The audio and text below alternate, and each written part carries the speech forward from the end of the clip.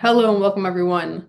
My name is Katie McNeila, Director of Corporate Marketing, and I'll be moderating today's webinar. For those of you who don't know us, Spinutech is a performance-driven digital agency with offices in Cedar Falls and Des Moines, Iowa, Tampa, Florida, Chicago, and remote team members across the country. So whether you're already a partner of ours or meeting for the first time today, we look forward to continuing this conversation beyond today's discussion.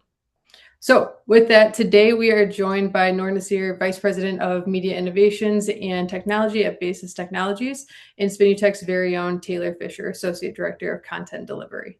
We've been proud to partner with Basis for programmatic display advertising for several years now, and they're a leading voice in the industry when it comes to automation and intelligence. One last bit of housekeeping. You'll notice the chat feature has been disabled for today's event, but we'll be monitoring the Q&A and plan to leave time at the end to answer some questions. So feel free to drop them there. And with that, I'll turn over to Nora to kick things off. Awesome. Thanks, Katie. And thanks everyone for joining this morning or afternoon, depending upon where you're coming in from. So here's our question of the day. Is search totally in trouble? What's going on with search, with so much change happening in the search category? So with that, we'll have Katie doing the Vanna Whiting for me. So there's two main things going on over here for the agenda, at least for my slides. I'm going to be talking about this evolved landscape and then also what are new things that we can be doing as marketers. So going back to that new landscape piece, there's all these tools out there that are redefining the way that consumers are able to find information online.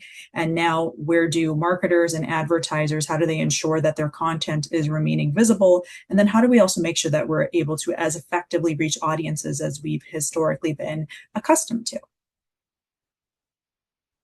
So this slide actually originally was a little bit of a build. So I'm going to set the stage for you since some of this you're not able to see in this moment, but I have a bunch of headlines that are highlighting this shift that so many of the clicks that we otherwise have been dependent upon, specifically for our search marketing, have been on the decline as more and more people are turning towards more of this AI-oriented search. And this particular screenshot is highlighting this challenge that we've been faced with, and it's showcasing a number of sites whose site traffic has dropped significantly over a one-year period of time. In the case of this ranking here, between 2024 and 2025, so through last year, some, rest in peace sites going on over here that once were doing really well, let's say 10-ish plus years ago, probably they're not going to like that I framed it that way. And maybe they're still doing okay, but we're seeing this big decline. And then by comparison, what is the top ranked site that is seeing tremendous growth through last year? Not surprisingly, ChatGPT. And that's really kind of setting the stage for what it is that we're going to be talking about in our subsequent slides for trends here. So AI is rewiring the consumer landscape. I think we are all quite aware of this. We'll showcase a bunch of points highlighting why and what we're thinking about this. So first, we're going to take it back and take note of the evolution of search. By first seeing where did search come from in the then category, it really started off in a directory-driven era as I'm describing it. So when we say directory-driven, what is that? I mean, there's probably folks on the line who never even experienced directory-driven search, but what it was is where search engines, and really I'd say search engines not like the ones that we're more accustomed to today, like Google and Bing and what have you, but more so the earlier versions from Yahoo and AOL, they would create really lists of sites and they were organized by keywords, but more of a primitive version of keyword directories that weren't as specific as maybe the type of searching that we're accustomed to today. So there was a little bit more of a hopefulness associated with when you would leverage keywords to find something in any one of these unique categories. So that is something we've definitely evolved away from into what we've been accustomed to now for really over 20 plus years, maybe 25 years, depending upon how long you've been using Google, that falls into what we're describing as traditional search. And that is really driven by blue links, as we've been accustomed to specifically via Google and really beyond Google as well. So what falls into this category? That's where the search engines that have now become so prevalent are indexing links based on keywords, similar to what I said in the directory-driven era, but there's more of a sophistication and nuance associated with it. So there is going to be a ranking based on relevance, those keywords. There's an algorithmic component, and then there's the opportunity for us to really hunt through what can amount to thousands, if not hundreds of thousands of sites that you can look at. And ideally, from a marketing perspective, we want to optimize to show up in that top 10 list, right? Like the top 10 blue links. And that's something that marketers have become very accustomed to. And ultimately, we're looking to do what? We want to drive people through to our site. Now, future slash the present and the future is the AI search era, which has really fallen into more of this zero-click kind of results that we've become increasingly accustomed to. So that's where these language models are ingesting content, and the content being something that we're inputting. And then we want to get an answer, and an answer that can take shape in an assortment of different forms. And it could either be an answer, or it could be a much more generative response based on a prompt that we share. And the opportunity for marketers now isn't just to drive traffic to our site, but rather to show up as a citation in that result coming from that AI search platform. So now I talked a bunch on this slide. I won't talk as much on subsequent slides, but important for us to break this down as we move into subsequent slides here. So search drives the largest share of media spend, and that's where I think we really have so much concern and curiosity of what's going to happen in the future in these search categories. So in this chart, we can see that what I just described is the case. Search is the #1 category where digital ad spending has been occurring. You can see in that blue bar that's consistent across these categories for search versus social, retail media, connected TV, and digital audio, that search is outranking and will continue to outrank as we look to the future. So those red bars are reflecting for about 3-ish years now in 2029 that search will continue to be king. So we are naturally very curious about what's going to be happening to our dollars and making sure that we're able to optimize and build strategy with search in mind. And a part of this evolution starts, I'd say, a little bit before, what we've been experiencing more recently with AI-driven search, but really brand discovery now showing up in a series of other spaces where search falls outside of just the traditional means of search that is like the Google and Bing results that we've been so accustomed to. So here we're highlighting where that brand discovery can be occurring outside of a traditional search engine. It's happening across social media platforms. It's happening in places where we're viewing videos, these different AI search platforms, and so on and so forth. So anywhere that we can search, platforms are looking to make sure that search ranking and algorithmic quality can be brought to the table. And I'd say actually some of the players that we're seeing on the screen right now, in a not too distant past, were struggling with search, but now they've been putting a lot of time, energy, R&D into making sure that search can be hyper effective, because in order to make sure that you're offering something of relevance that's truly personalized to that unique user, making sure that search is showing up in an effective way is what's going to really draw people to your platform.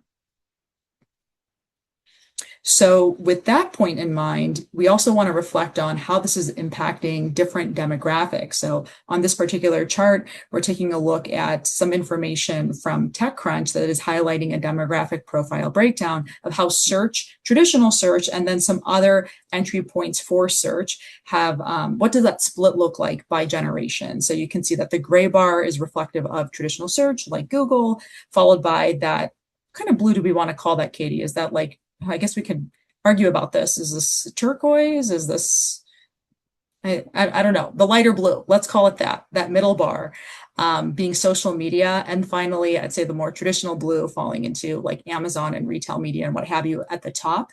So we can see that over on the far left, that traditional search is relevant for a younger generation like Gen Z, but that social media is coming on top for where brand discovery is transpiring for that generation, and that proportion is shifting by generation as we age upwards, right? So millennials are using more traditional search, a little bit more social media. Gen X is using even more traditional search. And finally, baby boomers are predominantly using traditional search in this moment. So if we were to reflect on the type of generation and or audience that we need to be thinking about right now, and how much traditional search and that category is going to impact the future of our immediate search strategy, this might be something to be thinking about. But inevitably, even though right now we're seeing this really thick gray bar under baby boomers, we can anticipate that as the years go on, that we're going to see more of those shades of blue showing up as that non-traditional search increasingly becomes a part of people's search strategy. And then over here, highlighting another interesting point, which is that AI-powered search, as we've been describing it, it's already become the most preferred source of information for most users. So if we were starting to look at this chart all the way over on the left, we can see that there's a bunch of other areas that can also showcase where we can be sourcing information of our interest. So just I'll categorize everything on the far right in one lump sum. If it's information that we're pulling from retail or brand sites, review sites, social platforms, live commerce, and editorial sites and articles and blogs, that's amounting to roughly a quarter of where people are looking for information directly going to those spaces, versus traditional search amounting to just under a third. And now AI-powered search is coming in strong in a very short period of time, is making up about 44% of where people are looking to start their information journey and source information as well. So the impact of AI search, let's talk a little bit more about this. Jump onto the next slide. Everything that I've been sharing, I haven't given you so much context on what that means. What are some of the concerns? And again, some of those headlines that I was describing earlier, this is a part of the challenge that is scary for advertisers and for publishers as well. And of course, like the impact from a publishing standpoint ultimately impacts advertisers, because that's where you could be running some ads beyond the scope of just traditional search, but for larger digital advertising as well. So let's take a moment to look at this particular chart. We're seeing that there is this red line that's highlighting organic traffic to news sites and how that's been trending over the last year plus. And by year plus, I mean through 2025. And by comparison, we can see with the rise of zero-click search that there has been a gentle, I don't know if it's that gentle, actually a steady decline, a noted decline of organic traffic to news sites, which is scary from a publishing standpoint. And again, there's some advertising implications from this type of trend as well. And then here, a really interesting point is that along the lines of that publisher traffic that we just talked about on the previous chart, in 2019, which now it's crazy, it's 7 years ago, Google search was amounting to the driving of 67% of traffic to news publishers. So a significant portion of it was coming from Google search. Today in 2026, it's amounting to just 27%. So we can pretty safely assume that AI-powered search has been playing a significant role with this advent and this really proliferation of people no longer clicking on those blue links and going through to publisher sites. So it's a 40-point drop. It's significant, and naturally it's a point of concern for advertisers and publishers as well. So here's where we want to spend some extra time talking about what this means from a paid media perspective. I was saying I need to save time for some of these slides, and this is definitely one of them. So first, starting off with the concept of how reshaping paid media has an impact on us from an attention compression standpoint. So looking at that column over on the left, what do I mean by attention compression? And really the critical shift that's transpiring is that these AI answers, they're compressing the SERP real estate. So that search engine results page that we otherwise would have been combing through when you are searching for something and really spending a lot of time and putting attention towards clicking through links, sorting through links. Now we're just kind of looking at the information at the top, and that's reflected in that next line there where I mentioned this reality that AI overviews and other types of rich answers that are resulted from AEO, which we'll talk about in a moment, that's really dominating our visibility and where our eyes are lingering before we're going on to look at things that would otherwise show up below the fold. And what that means is that a user is spending more time just looking at that summary or that, again, that kind of condensed information at the top versus spending time and attention clicking through to subsequent sites. So the paid media impact is that there are declines in CTRs as a result of the fact that we're not going through that traditional kind of journey that we otherwise have been so accustomed to going through. A secondary element to take note of in this reshaping of paid media is that there is an intent asymmetry. So what do I mean by that? It's that AI impacts research intent more than action intent. So what's the point of separation there? We're researching now differently than we have in the past per that attention compression point that I just made in that previous column, right? So even though we're looking for perhaps the same result, ultimately, the way that we're doing that research is showing up differently, and that means that the advertising opportunity is going to be different as well. So the reality is that AI is now triggering more often on information and research-driven queries. So it's a different type of result that's showing up versus what we've been seeing in the past. So the paid media impact in this case is that search engine marketing, upper funnel paid efficiency could certainly decline, and that there are going to be fewer impressions from quality publishers that we would otherwise like to be on. So now, again, we're talking about the broader paid media impact and the opportunities to show up in a variety of spaces on a person's journey as they are going through search results. And then finally, influence over clicks. So that's really a key part of the opportunity now as well, which is that paid media is going to contribute value without always driving clicks and engagement. Now, the concern there is that that's what advertisers are obsessed with. They want to see clicks and engagement because that's the metric that they're otherwise accustomed to showing the value of search with. But now search is going to increasingly resolve a challenge by a person asking a question and then subsequently getting the answer before clicking through to a site. So there are a number of consideration points that we now need to be thinking through differently when we look at our search strategy in the future. So what does this mean from a paid media impact standpoint? Paid is now going to support recall, trust, and eligibility that goes well beyond that last click. And again, last click has been affected in a number of ways that go beyond just the search conversation we're having today.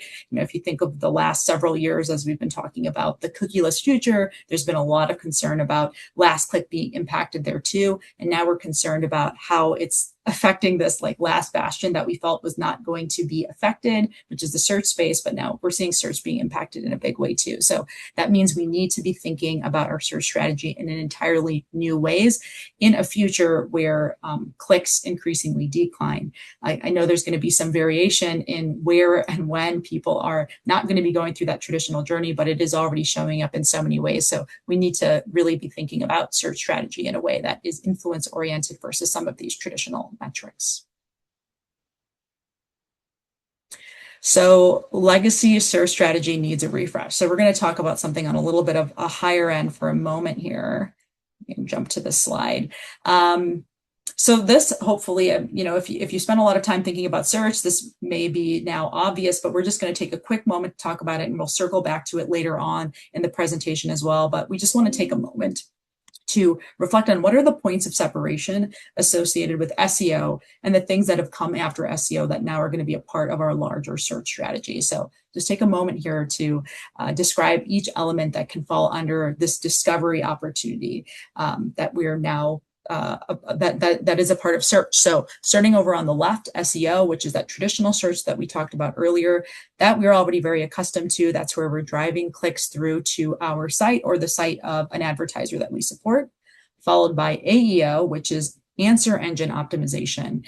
And the opportunity here is to offer an instant answer, kind of like the faster back and forth. I would consider AEO to fall more into the category of like a chat bot, where you've got a quicker question and then you're going to get a quicker answer. That's how I would generally summarize it.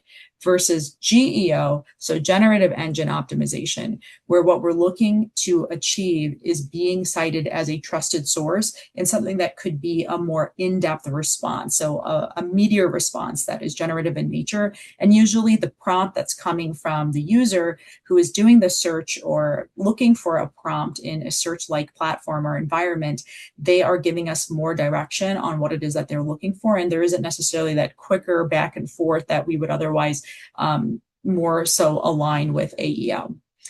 And then finally, also a part of just discovery in general is paid media. So what's the main goal here? It's to supplant traffic and spur discoverability. So we're trying to drive these other behaviors using that paid search. So again, we'll circle back to this, but important to go through these descriptions now. And I oftentimes find people saying, what really is the point of separation between GEO and AEO? Perhaps this will evolve as time goes on, but these are really the points of separation that I have both heard and have noted as a person who is just participating in search today.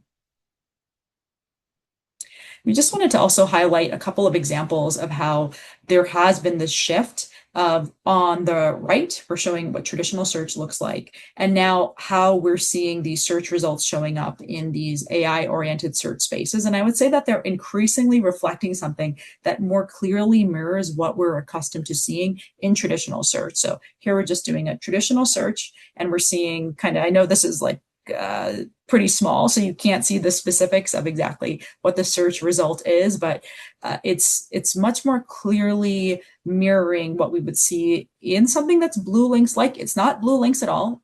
It's not shared the same way, but the information is more intuitively captured in a way that makes it perhaps a good opportunity potentially when there's going to be more and more opportunities for paid media in a space like a ChatGPT and so forth.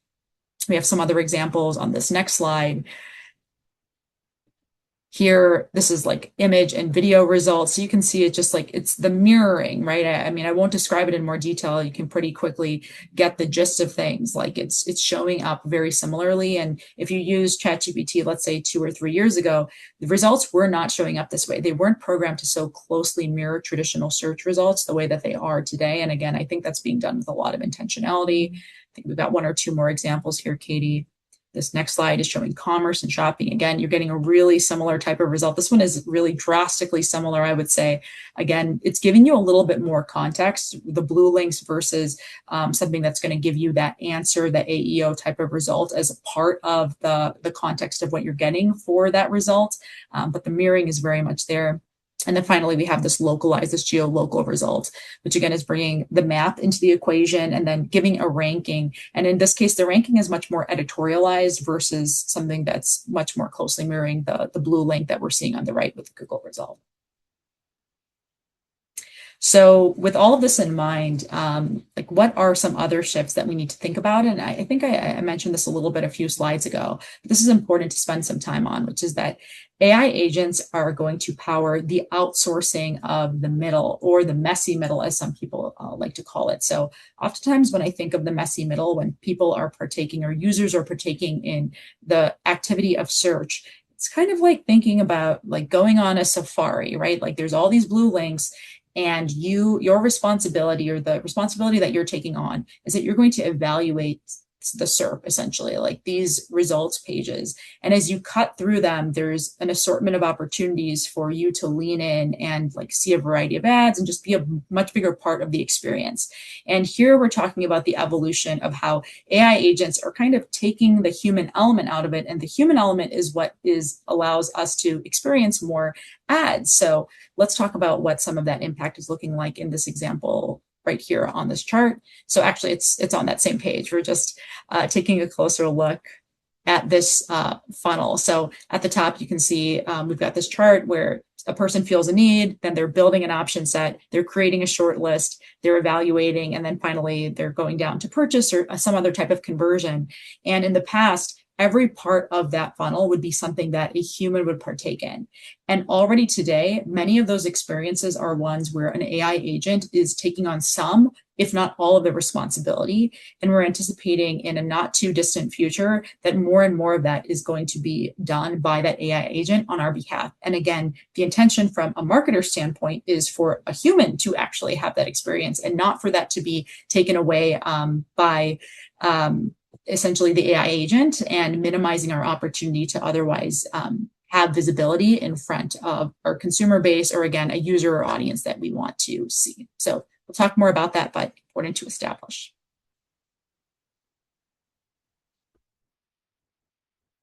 So as far as reframing your thinking around SEO, I think this part we're going to hand over, I think is this for you, Taylor? Yes. Yes.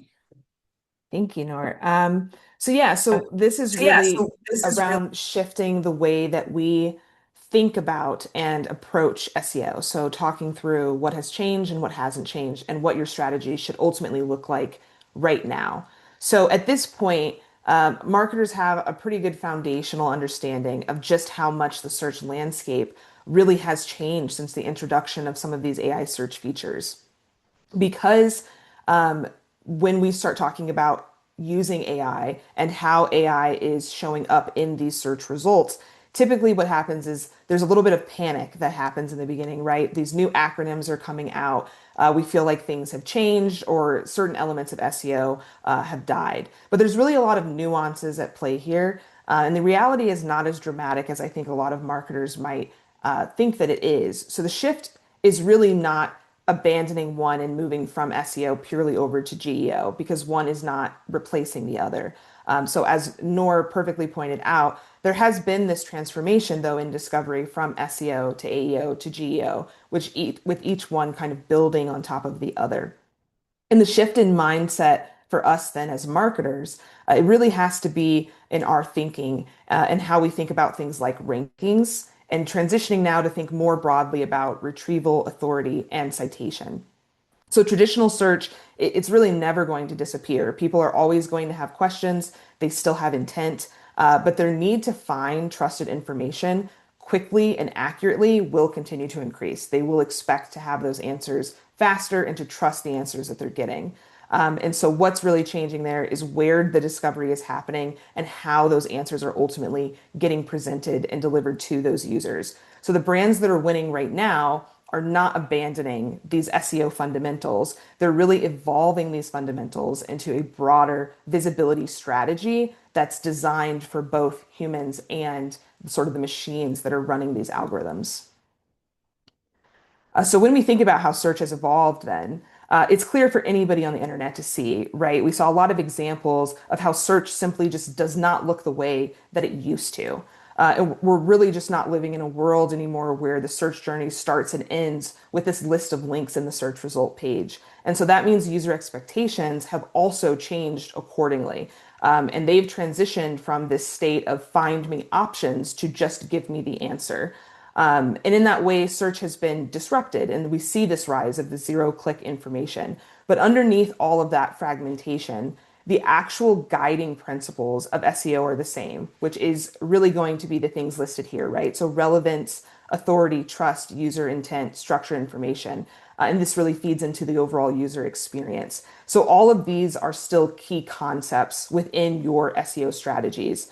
Because whether you're trying to rank in Google or get surfaced in an AI generated answer, or even if your focus right now is really growing visibility in LLMs like ChatGPT, the system still needs to answer the same question when it's sorting your content, which is, can I trust this source to accurately and completely answer the query that this user is searching for?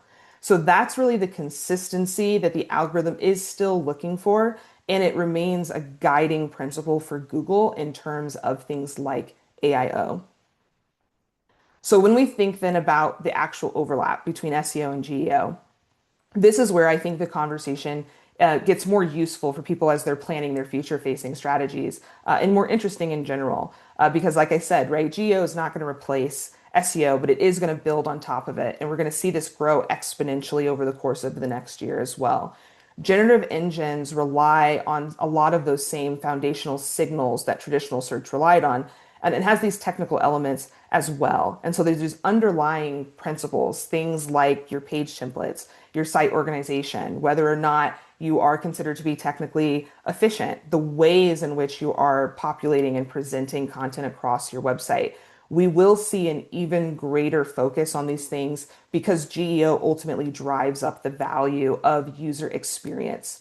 So if your content lacks authority, meaning that it's not relevant, the actual structure, the organization, the taxonomy is a mess. If it doesn't align with actual user intents across your industry or in your market, chances are you're not performing as well as you want to be or as well as you could be in traditional search right now.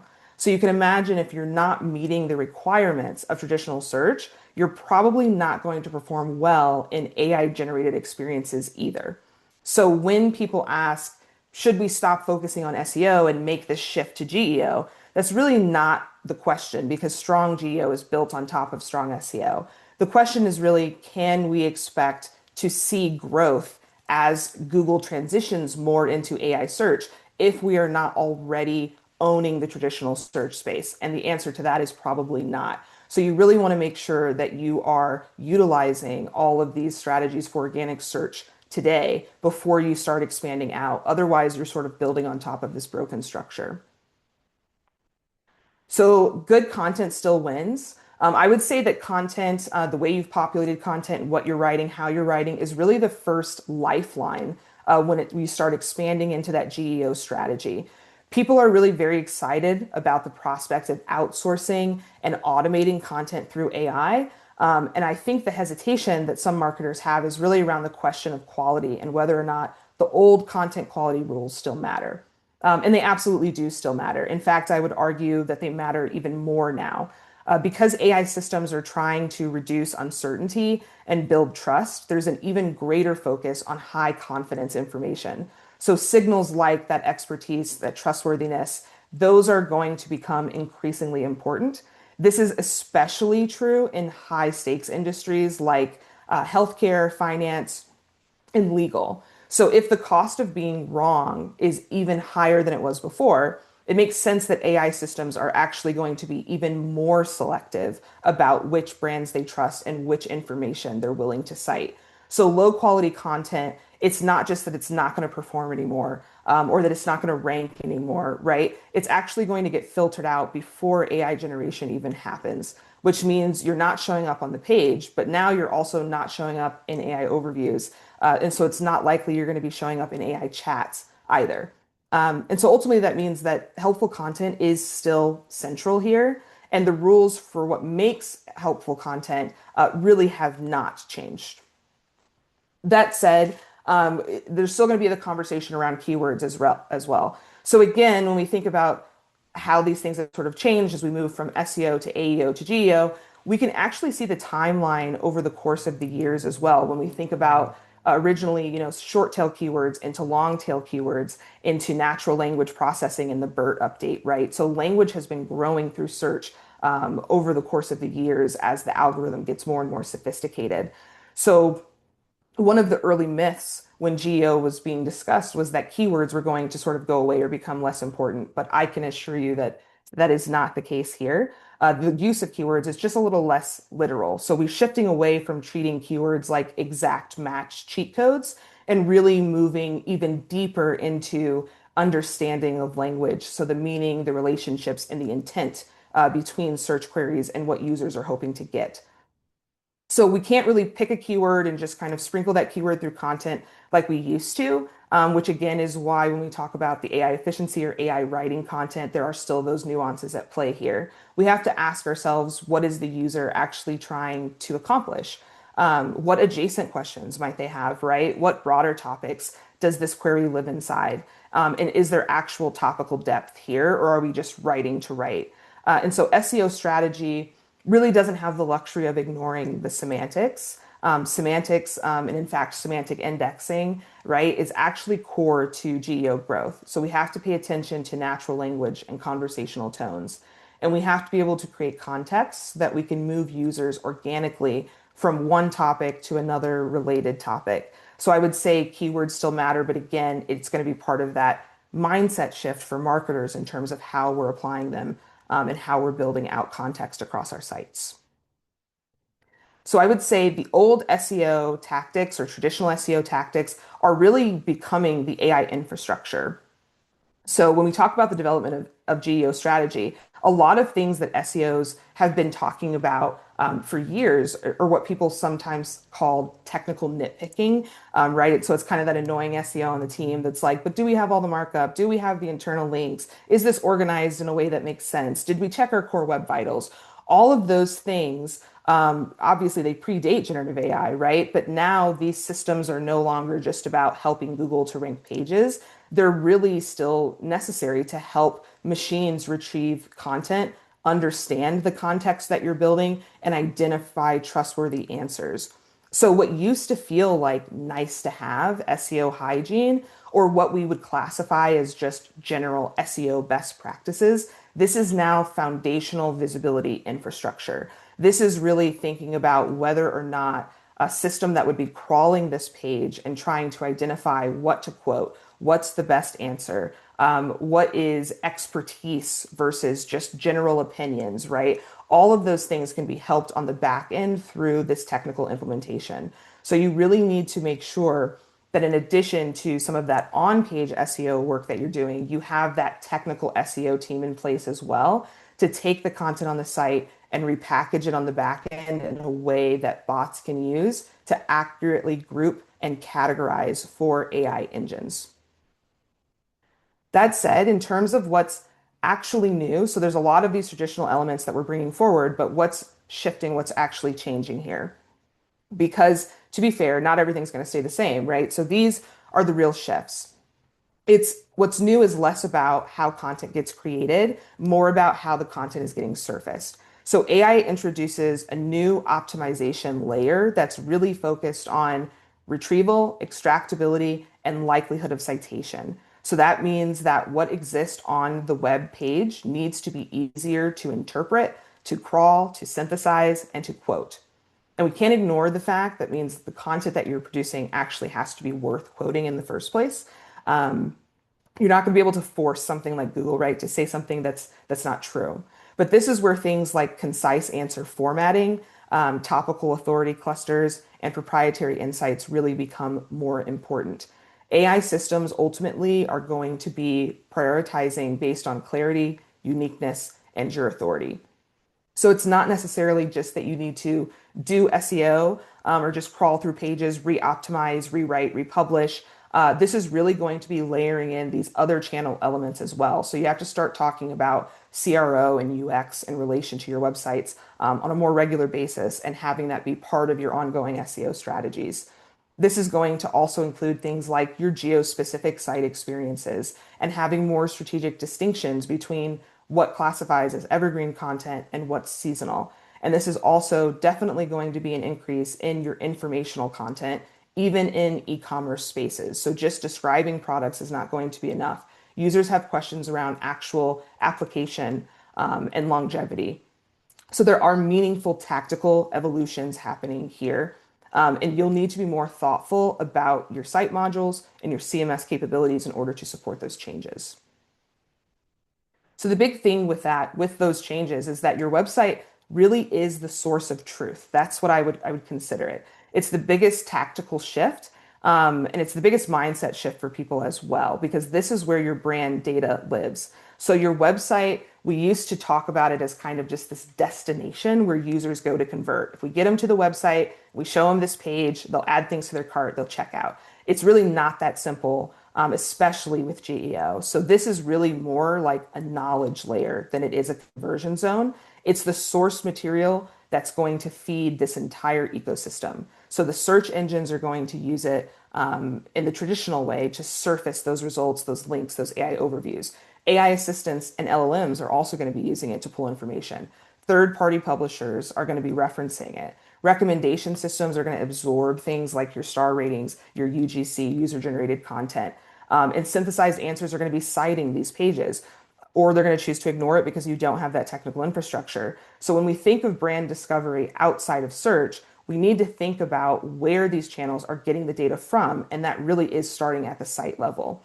Weak content architecture then is going to create weak visibility for you everywhere.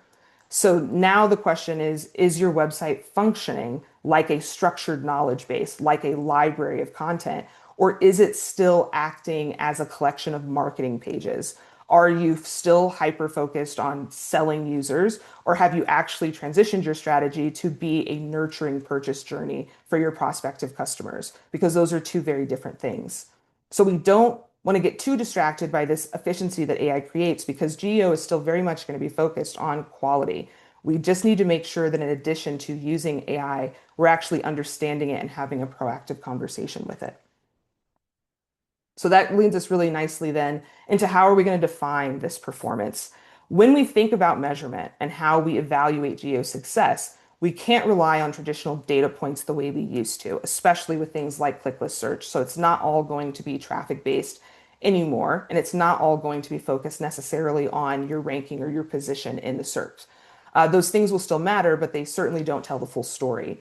The first KPI here is really visibility. We have to ask out of relevant prompts, are we even showing up? Because if you're invisible in this answer ecosystem, nothing else is really going to matter, right? If users cannot see you on the page, in the LLMs, in the AI overviews, there's not going to be interaction with the brand. So the second KPI there, it's going to be those citations. You need to understand who is getting referenced in your industry. What kind of sources is Google trusting? Is ChatGPT trusting to surface these answers? And this becomes actionable for your future facing strategies because citation analysis shows you where those authority gaps exist for your brand. And then the third thing here, which I think often gets overlooked, is really sentiment. AI is not just going to casually mention your brand, it's also describing your brand. The description becomes the perception, which impacts your brand's authority and reputation. And to be clear, it's not just the perception that people have. When AI is sorting your content and deciding whether or not you should be surfaced, it also has a sentiment about your brand. It understands if you're often a brand that users trust or that users don't trust. You often have authoritative, deep, rich expertise answers, or you often have generalized opinions with not a lot of in-depth content. So the first person you have to impress is actually the bot, right? It has to believe that you are the source of information that's worth sharing with users. So that means that it's really a conversation around discoverability and it's a conversation around brand positioning. So when you think about how you're positioned in the market and how you want prospects of customers to perceive you, you are ultimately thinking about GEO. So that said, the new SEO reality here is that search is better aligning itself with marketing and branding strategy.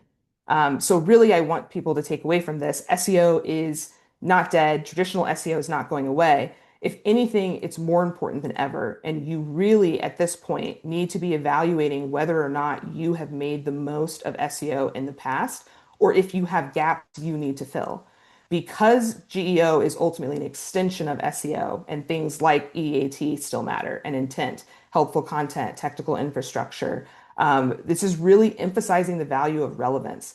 So your website is increasingly being used as the foundational data source for feeding this new search system. And that means that if you have not been showing up in the past, it's not likely you're going to be showing up as these changes continues to roll out. So we really want to make sure we're leveraging keyword-rich content and extending your traditional SEO values into this intentional GEO infrastructure. Your ability ultimately to distinguish between these old tactics, the evolving tactics, and new tactics will decide whether or not you're able to keep up. The brands that succeed here, I would say, are not the ones that are chasing after algorithm updates that have already occurred. Successful brands are going to be prioritizing experience and proactively building trusted, structured and authoritative information systems on their websites. So not abandoning traditional SEO, but certainly paying much more attention to the way the algorithm changes have impacted user behavior.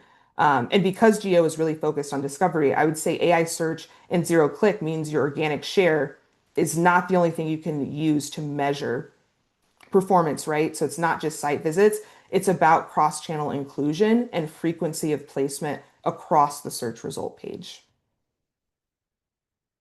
And with that, I will hand the reins back over to Nora to talk about what comes next. Was I muted there for a second?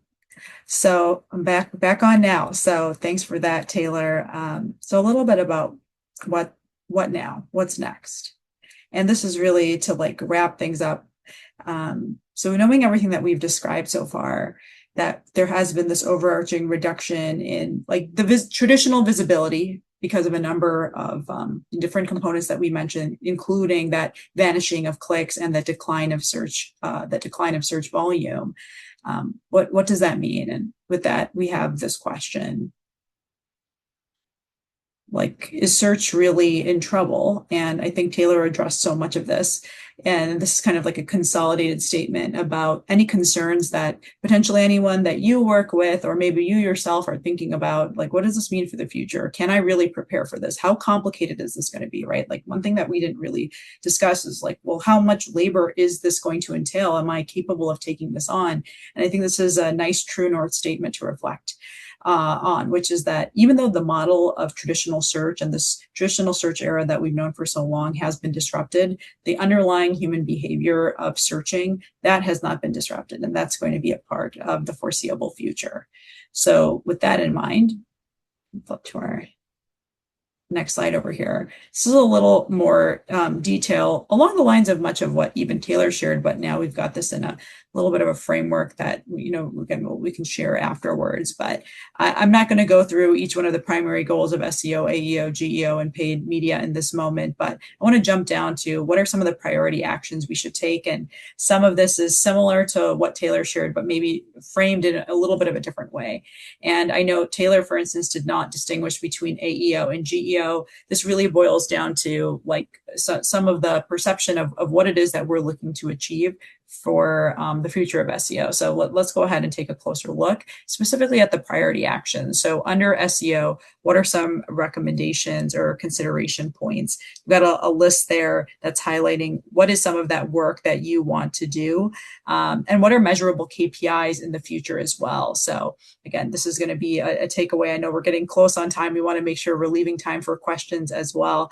We've got a nice little list here of points of consideration, but I'm going to jump right under SEO to the measurable KPIs that these are many of the things that we've been accustomed to, which is continuing to lean into index pages, non-brand impressions, the average position of where we're showing up, and also crawl efficiency. What does this look like when we're looking at these new AI-powered search opportunities? So this is where we want to talk more about those priority actions. So under AEO, which again, I was describing as more as that like shorter back and forth, you're getting the answer to a specific question versus a more generative and nuanced, longer result. In this instance, priority actions could be the delivery of a 30 to 50 word answer block. And that can really be offered through more Q&A and FAQ schemas that we want to offer on our personal pages or the pages that we represent for a brand, offering more definitions, giving more lists, tables, and different types of questions that people are going to naturally ask. Like that can really support AEO at this time based on what we've been observing. Following from that, I'll jump right over to the GEO category. And this, again, aligns with much of what Taylor said. There's so much opportunity to dive deeper into what content marketing and content strategy looks like. I think a lot of advertisers are already doing a lot, but this GEO era that we are now embarking on and have been in for these past few years is going to demand so much more work from a content strategy standpoint. So what that is looking like is more original POVs, more original research, right? Where a citation is more natural to occur as a result of those bots scraping and looking for quality information to share in an answer or a generative result. Again, I'm also making the same mention as Taylor. We want to strengthen those EAT signals, which again, EAT is not new, but it is something that is here to stay. And it's something we want to continue to lean into. Having more referenceable frameworks. Like wherever those can be developed and offered, we want to make sure we're bringing those to the table, because again, those might be a little bit easier or desirable to scrape for a number of different reasons that, again, aligning with what Taylor said, we're looking to source and offer clarity, uniqueness, authority, and confidence. And this type of framework or offering is going to better enable us to ideally show up in these GEO results. And then making sure that our brand overall is showing up with consistency, so that there can be that linkage between that variety of information and authority that we're showing up with and linking it back to our brand. And then along those same lines, I also need to mention that paid media is here for reinforcement.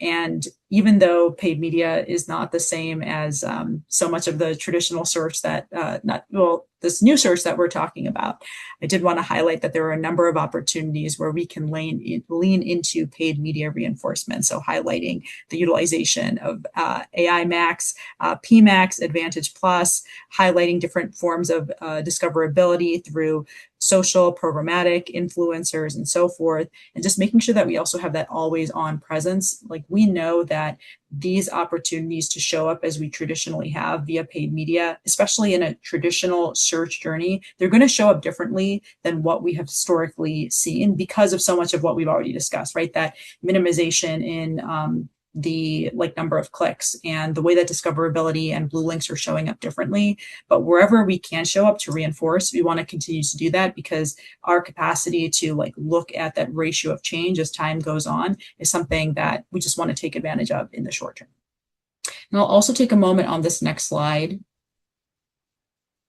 to showcase where some more of those paid media opportunities exist, just from a larger AI standpoint. This goes a little bit beyond the scope of maybe some of what we've been talking about, but it's important to think about just paid media at large as well. So I just mentioned some of these things, that there's so many opportunities available through Google. I mean, Google has done, not to toot Google's horn, not that Google needs me to toot their horn, but they have a lot of products associated with where AI is now showing up, where they can reinforce existing Google traditional search products that are going to naturally shift over into more AI-oriented spaces. And so many of these products that you're accustomed to, that I don't even need to name by name, you can see them in the left column over here. I think we're definitely going to see them showing up in bigger and better ways in these AI-oriented spaces. Followed by Microsoft, also showing up in very big ways from an AI standpoint. Obviously, they've come in strong with Copilot for anybody who's been using that from a search perspective, or if it's showing up in even the products that you're using from a work perspective. So many of their different placement options, I think, are going to more closely mirror what we're seeing with Google, but with their unique suite of products. And then finally, ChatGPT, which, ChatGPT is really, I would say, the star, in the sense that they're really getting a big spotlight as far as what they're doing with advertising, switching from a space of not having ads to offering ads, and then getting a lot of heat and curiosity, both positive and negative, with how advertising is showing up there. So they've already got sponsored questions and results that have been made available, and other types of traditional media ads, I think, increasingly are going to be brought to the table. And their competition, which are not quite as visible, but also still visible in the public eye, like Perplexity and Claude. I think Claude in particular has come out of the woodwork to say that they're not running any ads, and that ChatGPT is doing something that is undesirable for the AI search environment. And I think that's ridiculous. I mean, in the short term, it's okay to say that. In the long term, all these players are going to increasingly, I think, play in the paid media space, whether it has to do with their search journey or other types of paid media placements as well. So this is okay maybe for the short term, but I think in the long term, in a not too distant future, we're going to see paid media running in all these spaces and beyond the scope of the few AI-powered platforms that we're highlighting here. All right. Thank you, Nord. And we did have quite a few questions come through, a lot of great content covered today. So I'll jump straight into some of the questions. Taylor, Nord, you can do a toss up as these come through. But okay, so our first question from the group. What happens to brand differentiation when everyone is essentially getting summarized through the same systems? I think what and of course, Taylor, you jump in as well. it's so much of honestly like the descriptions and the recommendations that you made in particular, right? Like that there's all this work that people can do to really strategically set themselves apart. I mentioned like the importance, like reinforcing some of the things that you had said as far as showing up with offering something that is unique, that's clear, that's authentic and authentic to you, and in a way that you're also more likely to be cited versus perhaps your competition. That's really what's going to, like, figuring out what that looks like for your brand and what you can bring to the table and leveling up your content strategy in very big ways. I'd say that's just like the preliminary responsibility of any brand. And what are we doing today? How do we level that up? What does that look like for our organization? So we really do stand apart from the competition. Yeah, absolutely. I would second that. I think if your brand, sounds interchangeable, AI will treat it as being interchangeable. So just getting very specific, digging really in depth to content and sort of, knowing ahead of times the doubts that users are going to have, the follow-up questions that they're going to have, and addressing them as soon as you can, I would say is a differentiator there. All right. And then for organizations with limited resources, what would you recommend? Where would you recommend they prioritize investment first? I mean, as an SEO content person, for me, the first thing is always going to be sort of that technical accessibility, that site structure, and that first initial layer of content there. I would say if your site is not clearly communicating things, if it's not easy to access, easy to use, and understand what the intention of the brand is, I think you're already sort of starting behind, the plate. So I would get that infrastructure in place and make sure you have that library of content first. Kind of going back to an answer not dissimilar to some of what I was saying just a moment ago, I actually think a lot of advertisers and brand.coms are really going to come to learn what is the disparity between what we think we know about our audience and what it is that our audience actually wants and needs. And that gap is going to be filled by answering the question that Taylor just mentioned, which is like, what is all that information we really need to be bringing to the table? And how are we addressing it uniquely in ways that our competition is not? I think there's like really big gaps when we don't know that full scope of what potentially like our most valuable audiences want to know about, not when they're just coming to our site, but when they're just coming to a bevy of sites in general. And oftentimes I think they've sometimes taken like the lazier route, which is how do we marry a combination of like what the industry in general is doing with some of our marketing speak, and they're hoping that that's going to help like take them across the finish line and that people will select them. And now people are going to be asking much deeper questions, coming to the table with a fine-tooth comb to say, no, what are we really bringing to this table so that we can show up first in those results and also meet the needs of people who are coming through to our site, if they come through, or again, if we're instead being sourced because bots are doing that's great. All right. And what industries or business models do you think are most vulnerable to losing discoverability?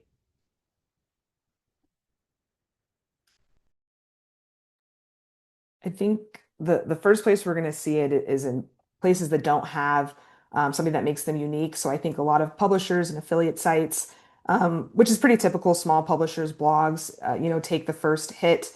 I think we're going to see some difficulty in places where people look for general information like banking, right? When people are looking for what current rates are or what different accounts are. That's general information that you're going to find not just on a bank itself, right? So there's a lot of competition, high competitive spaces. I think it's going to be that much more important that they're understanding something like user intent, keeping in mind that the AI knows a lot more about the searcher than you do. It has that added context. If you think about ChatGPT, ChatGPT knows a lot about you if you're having a lot of conversations with it. So it's able to build that added context that you, as someone who is running a website, doesn't necessarily have. So you have to make sure you have the content to address all the different reasons why someone might be searching in order to make sure that you would show up in any conversation. Yeah, I would add just SMB in general is at risk, right? Where if you are in the business of sometimes using something that's more templated and then making some adjustments and then praying that that is going to be sufficient and that it's going to be sufficient in this increasingly AI powered future that we're continuously heading into, that's really not going to like cut the cake in the future. You're going to have to be doing much more thorough work to make sure that you're showing up with those different features that we've described across this webinar session today.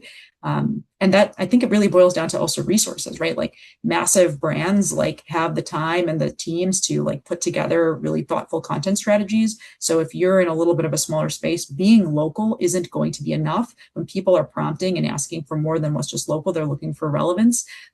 That relevance is only going to be scraped when you come to the table offering the relevant information on your site. All right, and I think that's all we have time for today. I know we've only just begun to scratch the surface here in terms of the insights you both have shared and the questions we could likely dive into. Taylor and Nora, thank you so much for your time today. If we didn't get to your question, we will follow up directly. If you think of something that we haven't talked about, or you have another question after this webinar ends, feel free to email us. A recording of today's webinar will be distributed later this week. Thank you all for joining us today. Take care.